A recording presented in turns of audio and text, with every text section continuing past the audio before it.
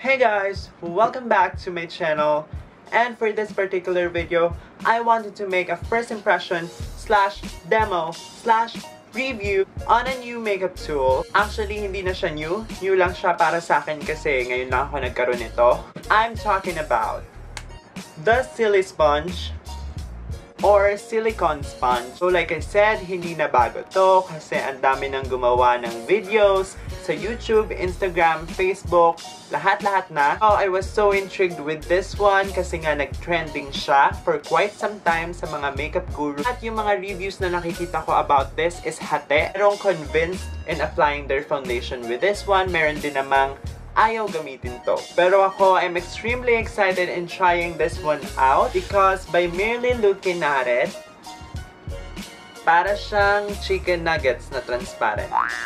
Pwede rin naman siyang nor pork cubes na transparent. Ang lambot niya, para siyang gummy bear. Nakakagigil. But aside from that, excited akong gamitin to kasi by looking at it, I know na hindi siya nakaka-absorb ng product. So it could definitely conserve your foundation. At makaka-conserve din siya ng soap kasi mukhang mas madali siyang linisin compared to a usual beauty sponge or beauty blender. So the first ever Silly Sponge pala guys is introduced by Molly Cosmetics, and according to their website, ang claims nila for this Silly Sponge is that the foundation needed is literally just half the amount compared to directly using brush or sponge. Spreading product will take some getting used to. Final blending can always be finished with oval brush or usual sponge.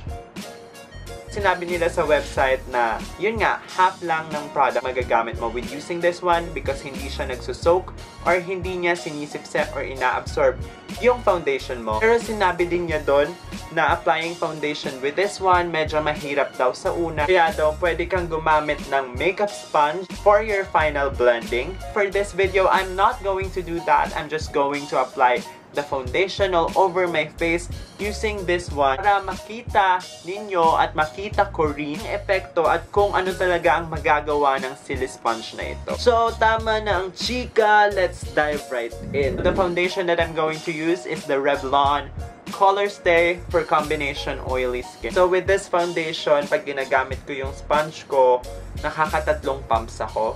Sabi sa website ng Silly Sponge, half lang daw ng amount ng usual foundation mo ang gagamitin mo. So, I'm going to pump only one. Isang pump lang ang gagawin natin guys. At titignan natin kung makakover na niya ang full face. At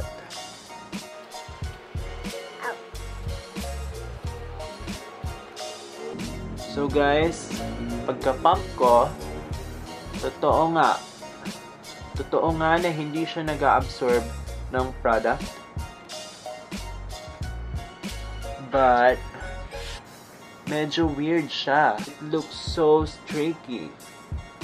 So try natin i-dab yung Silly Sponge para makita natin kung ano ang magiging finish niya.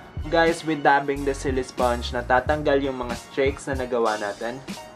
Pero I also noticed na mahirap maabot yung gilid ng ilong with this one.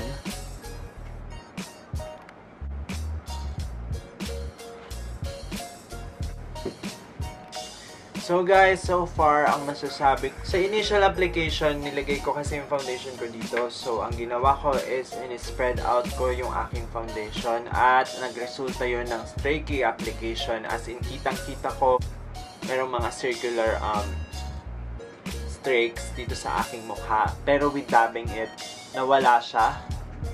Pero guys, ang cakey niya, especially dito sa under eyes, hindi maabot ng shape ng Silly Sponge yung gilid ng ilong ko tsaka ilalim ng ilong ko.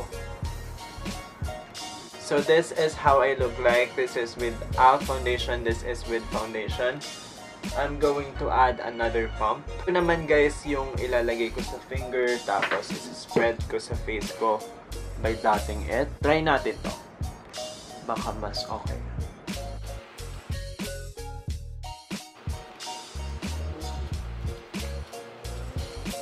Parang workout to guys, ang tagal. Ang kapal na ng foundation sa mukha ko, 2 pumps pa lang yan.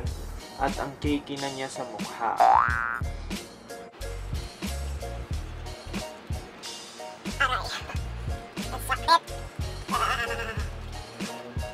Oh. Kung gusto nyo guys mag-workout habang naging makeup, mag-silly sponge kayo. So there you have it guys. This is the result of applying my foundation using the silly sponge. I'm just gonna go right ahead and finish my whole makeup. Tapos babalik ako sa inyo and I'm going to say my final thoughts about the silly sponge. Hang on! Hey guys, so I'm back and I'm going to tell you my final verdict. Ang silly sponge na to ay walang kwenta. Sabi nga nila, diba, first impression lasts. And for me, yung first impression ko dito sa silly sponge na to is hindi siya maganda. Siguro hindi lang kami compatible.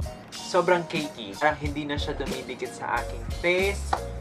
Siguro kasi hindi ko ginamitan ng beauty spot na sinabi nga sa website. You could use that in order for, you know, the products to be absorbed sa final blending na. Pero kahit na, hindi talaga maganda yung pagka-blend ng foundation sa aking face. At isa pa, ang tagal. With using the sponge, guys, or the brush, 3 minutes lang, tapos na siguro ko. Pero ito, kulang pa ang 5 minutes. I swear, nalobat na yung camera ko sa pagbe-blend ko kanina. Hindi pa rin siya well-blended. At, yeah, nakaka-frustrate. Ang diin na ng ginagawa ko ha, nasasaktan na yung mukha ko pero hindi pa rin siya nabiblend ng maayos and everything. So I don't know if I'm doing something wrong, pero hindi ko nagagamitin yung silly sponge na yan. For me, isa siyang kalokohan. Hay nako. Pero actually, yung silly sponge, napansin ko, yung finish niya sa aking mukha, ganito rin yung finish ng foundation kapag ang ginagamit ko ay fingers. Kasi diba yung fingers natin, hindi din siya nag-absorb ng products. So, kapag gumagamit ako ng fingers in applying my foundation, ganito rin yung finish, medyo flaky, tsaka medyo cakey. So, I think yung silly sponge is just a more hygienic way in using your fingers in applying your foundation. Pero kasi guys, sa panahon ngayon, hindi na tayo gumagamit ng fingers, diba? At ayaw natin yung finish, no? Especially sa foundation natin. Mas madalas na tayong gumamit ng sponge and sa brush. And ako, I will really stick sa aking sponge. So, yeah guys, for me, thumbs down ako dito sa silly sponge. Pero if meron kayong mga different experiences or sa tingin nyo mali yung pag-apply ko using the silly sponge, then comment down below. I'd like to hear from you. And please do like this video and subscribe to me. See you guys on my future videos too. Violet, and if I'm taking shotgun, let me ride it with you.